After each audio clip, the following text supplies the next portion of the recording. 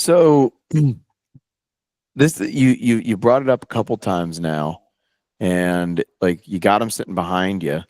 I want to hear more about Nukem blinds. I want to hear more about like how you came up with the concept and what like how did this whole thing come to be?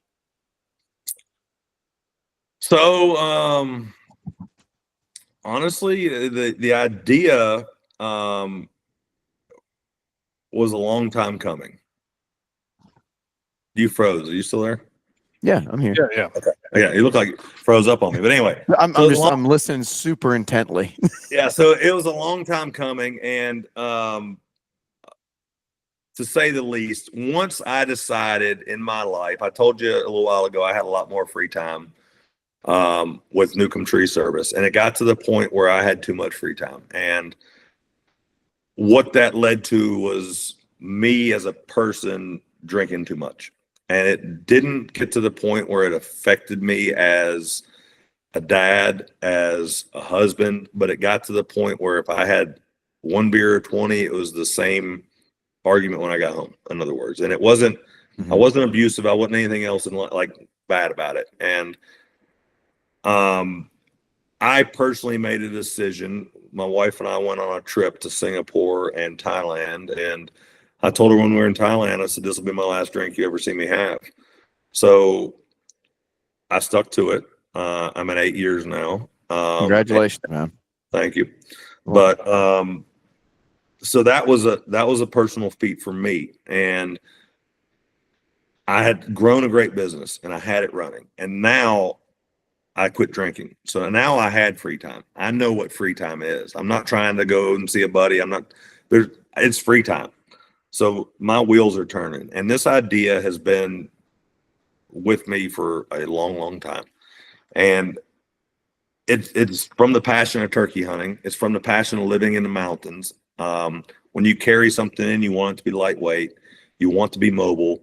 And when you sit up on hillsides and everything else, every single blind on the market just wasn't doing it. You either had your shoulders sticking up above it, your head, your shoulders, everything else, or you were sitting too low and couldn't see out the windows, or I'm not knocking it, I'll still sit in them every once in a while, or it was four sides and a roof, and that's just not my style of hunting, okay?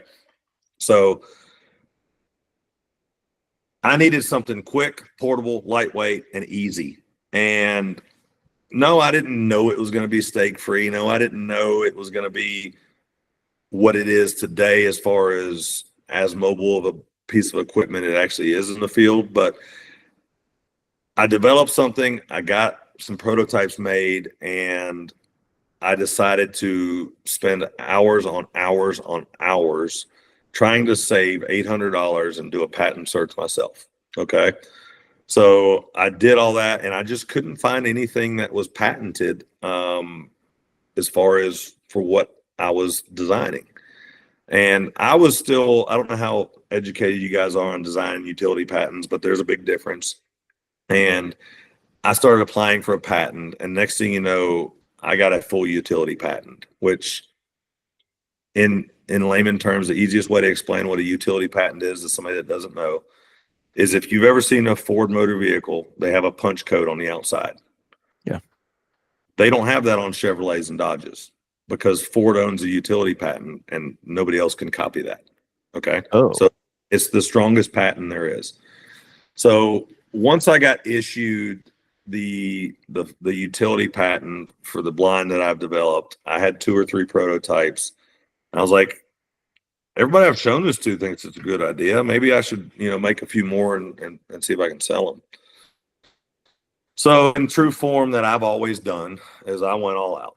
And instead of making a few, I talked my wife into, hey, let's spend our entire savings account and let's get a container full of these things and let's go jump in head first. And that's what I did. So I developed it and I started selling them right at 4 years ago now, and it's been great. It's been the ups and the downs of starting any kind of business, and the biggest challenge I think is the Nukem hunting blind has so many options that you don't see it when you look at it. You look at that and you say, that'd be great for kids. Or you look at that and say, that's a cute little blind, like you don't realize what it is. And I know everybody's not watching, but everybody is listening. So I'm going to just kind of give you a quick trade show spiel of what it is. Okay. Let me grab something.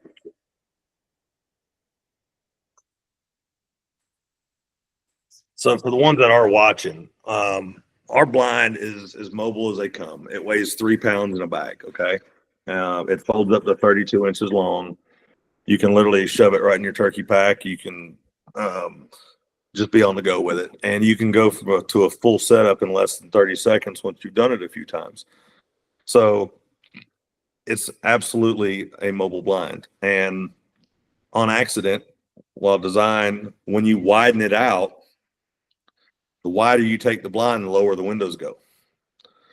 Now, as a visual, if you take a teepee, everybody knows what a teepee is, and they need a teepee, and you cut it from the top down in half, now you have a two-sided panel.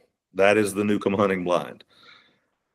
And instead of thinking of it as a ground blind that you sit in, think of it more as a screen you sit behind. So you sit far enough from it, you're going to pull up and shoot off the sides or through the windows. But what it allows you to do is sit back enough from a game's perspective, all your lower movements are contained and they're not seeing you move. It's not full concealment, and that's not what I want. I still want to feel like I'm in the woods. I still want to be a run and gun kind of hunter. But once you start hunting with these and you don't have it in front of you, you're going to realize like what you really get away with when you have it. Sure. Mm-hmm. And then just the different features as far as you can do a one pole breakdown with it. You can roll it up, carry like a walking stick. Well, now you've taken it from, instead of setting it up in 30 seconds to setting it up in 5 seconds or less. Yeah. So it's just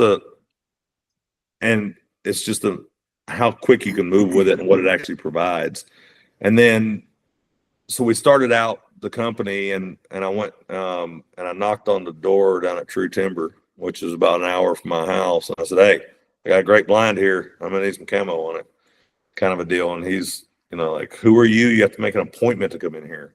and that's kind of how it started. I run a tree business. I didn't know anything about this industry. So long story short, I ended up getting True Timber as a licensee, and we started the company in only the regular size with 2 patterns. And I had just spent my life savings on a 20-foot container, and I show up at NWTF show for my very first trade show, and I'm like, man, we are going to sell out this trailer. And I got my wife and one of my dad's friends helping me in the booth, and the first day, let me make sure you can hear me good, we sold 7. 7, okay? I wanted to turn back to alcohol at that time, but I didn't.